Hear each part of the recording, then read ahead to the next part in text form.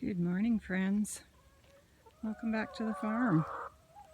It's been a while since I've done a video, and to be honest, this has not been our best garden season, or even just in general summer here at Left Field Farms, but it is a beautiful day, and the skies are cloudy but clear, as in we can see blue and not smoke.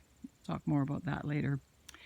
But it's beautiful and it's relatively quiet, so I thought I would take you down, show you what's happening, and talk a little bit about why this has been a challenging summer for us.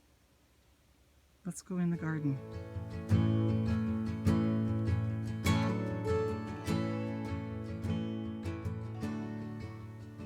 It's getting pretty close to the end of August, and yeah, I haven't filmed anything since the beginning of July when we pulled out all the garlic and put in the cucumbers.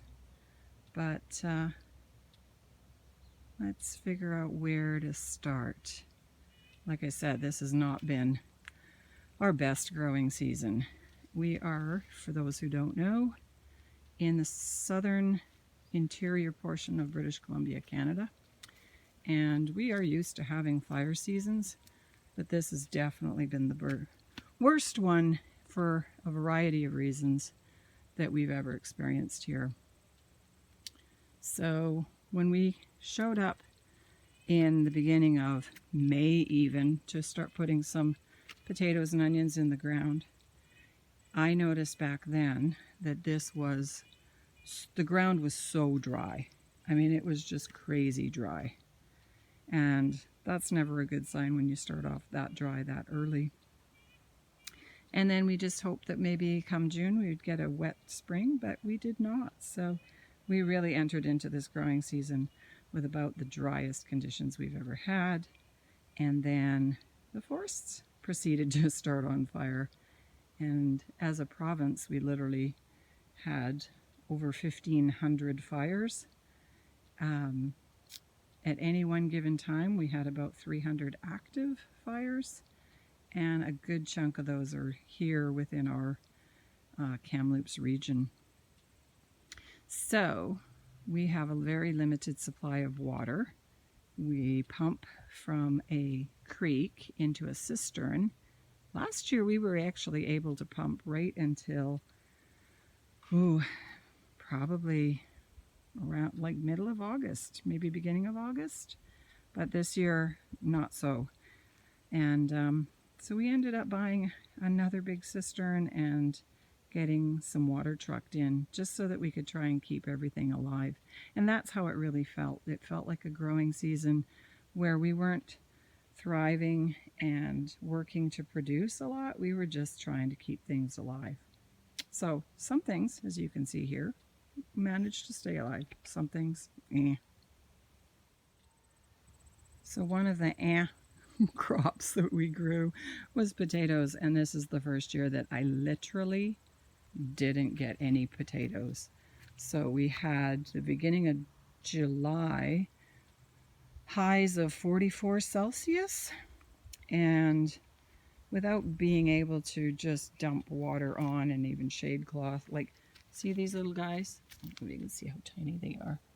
Like, that's it. That's about what I got. So yeah, without shade cloth and without water, we lost all of our potatoes. So not a big deal. I've never been able to grow onions. This was the bed that we had onions in. I mean, I've always managed to produce a few onions, but again, this year we really didn't get any onions. So on a positive note, we've gone through and planted, I don't know if you can see the little seedlings, we planted radishes and turnips and lettuces, and they are all doing great. So, hey, you win some, you lose some. The squash has been hit and miss. I mean, we've eaten a lot of it. The yellows have done great, the golds have done great, and right intermixed is greens who have done terrible. So, what can I say? But thank goodness they've hung in there with us. and done relatively well.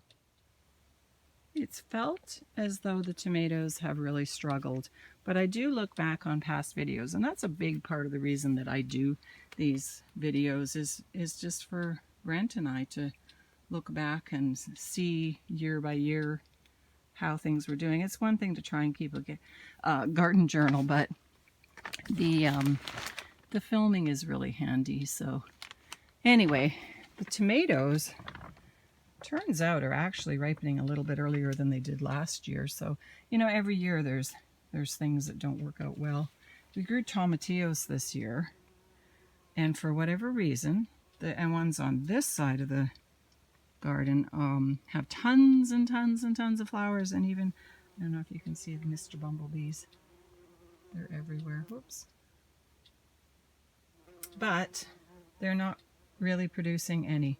And on the other end, I'll show you when we get down there, there's lots of tomatillos, but they're not really doing anything. So I don't know. Never grown them before. Maybe I'm totally doing something wrong, or maybe it's just the year.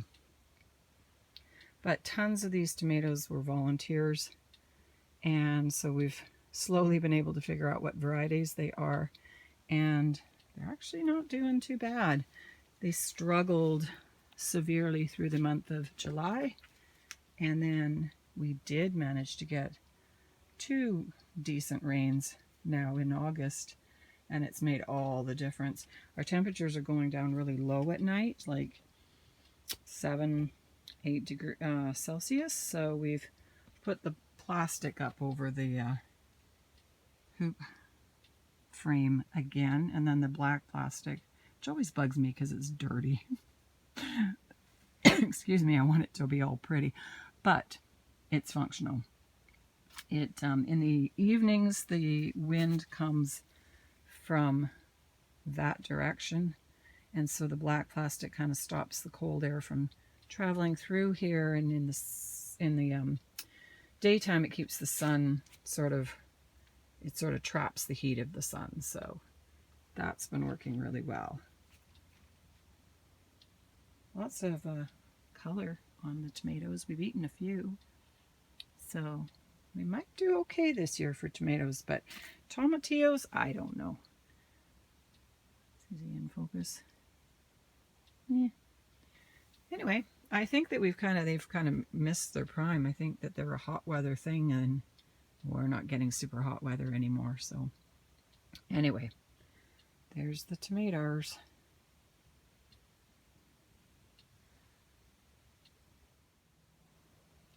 Something about waking up every day to just a heavy layer of smoke, and the smell of smoke, and then the heat, and just that lack of having an abundant amount of water, it just wears on you and takes a lot of motivation out. So filming the garden just didn't feel inspiring to me. We got some thyme growing, got some chives growing. I had a beautiful coreopsis that struggled all summer long. I finally got it so that it was tall and it had big blossoms. And then we had some wind and one of the plastic sheets blew off and broke it. Anyway, poor thing. And the one crop that didn't seem nearly as bothered by it all was definitely the peppers.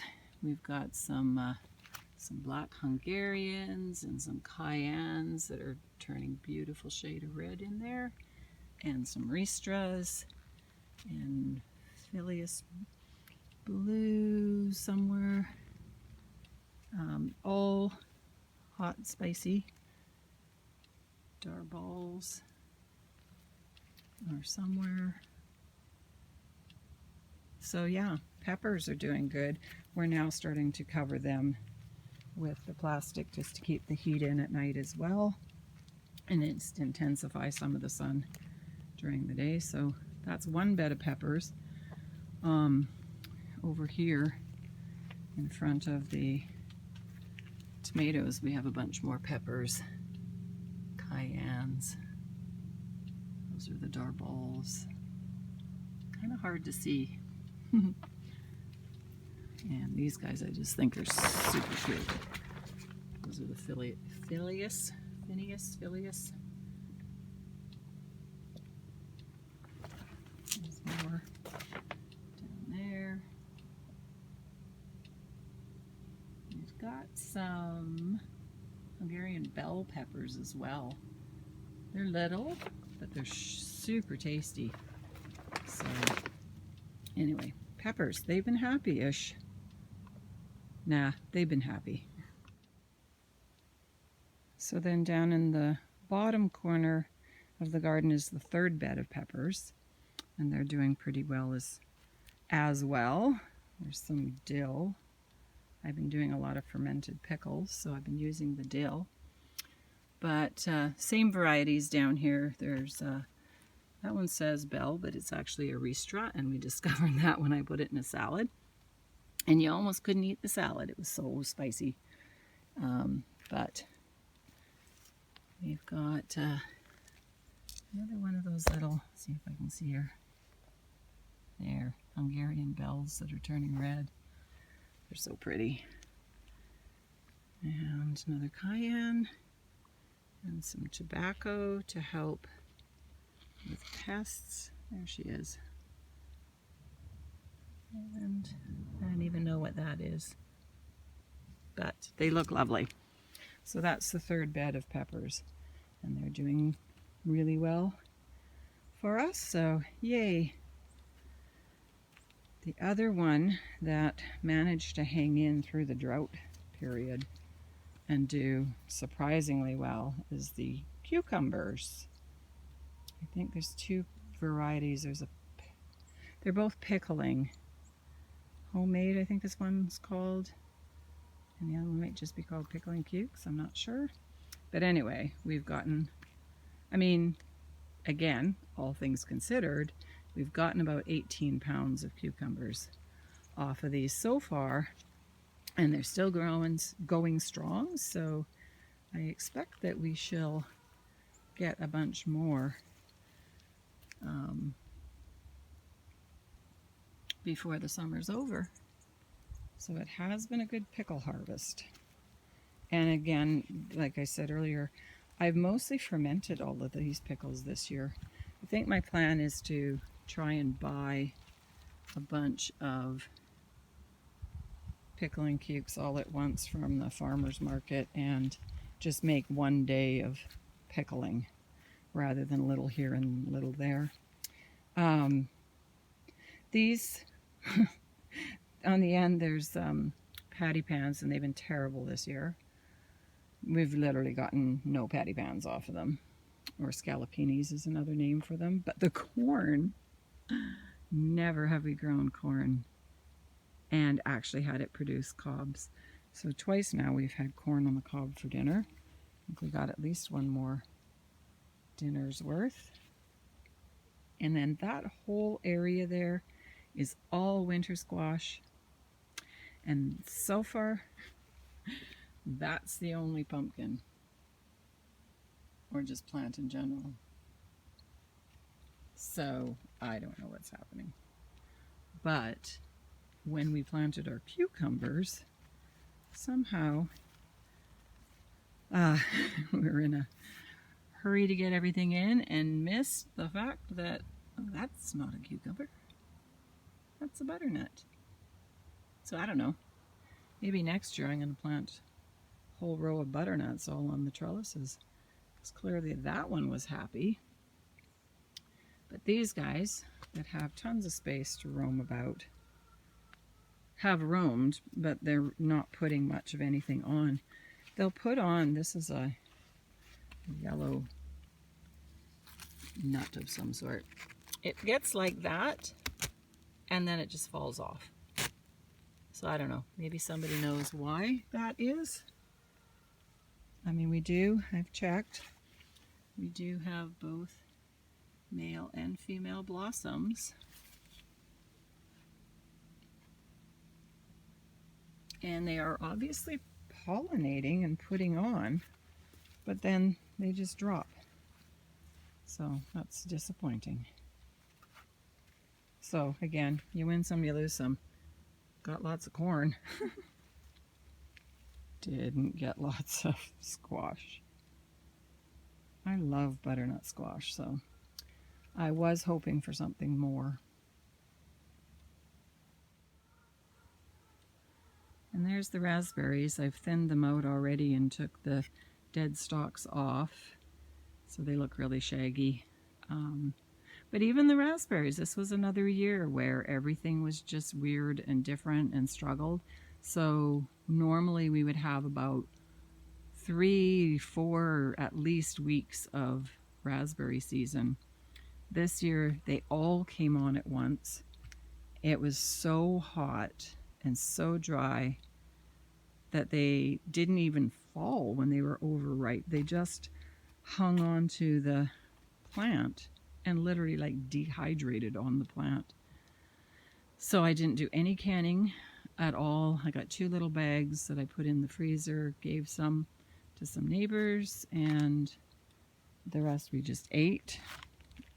Fed lots of the dried up ones to the chickens. So that's always the miracle of chickens.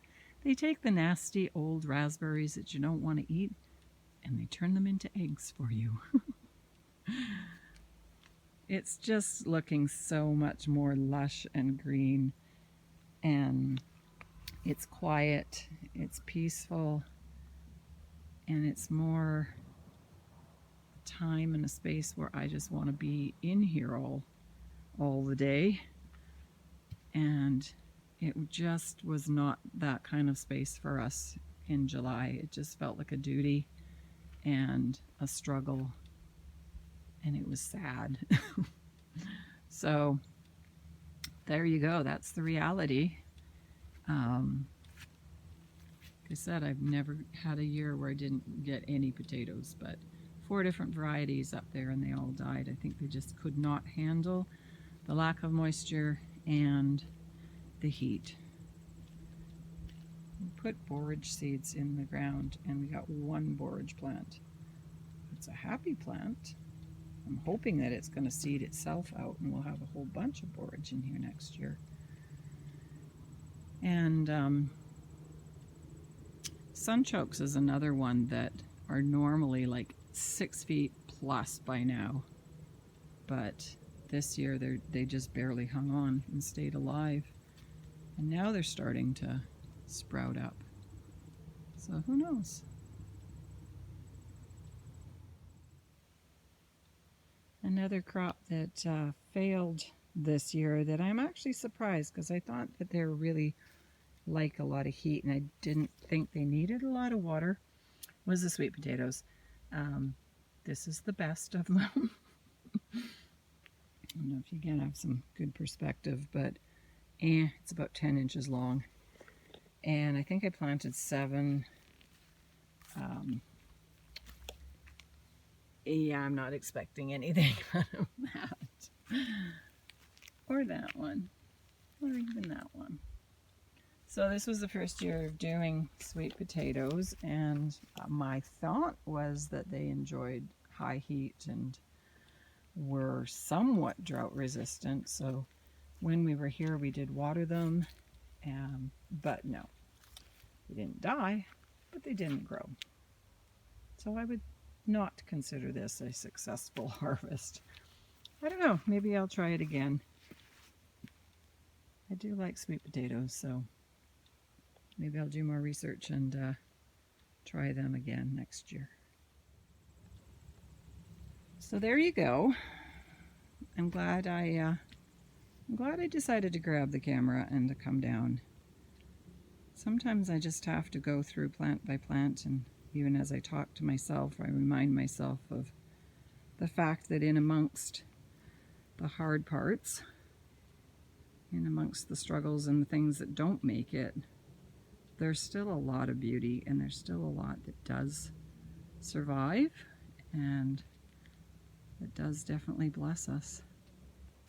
So thanks for watching this video, and maybe I'll do better and film some more updates more regularly.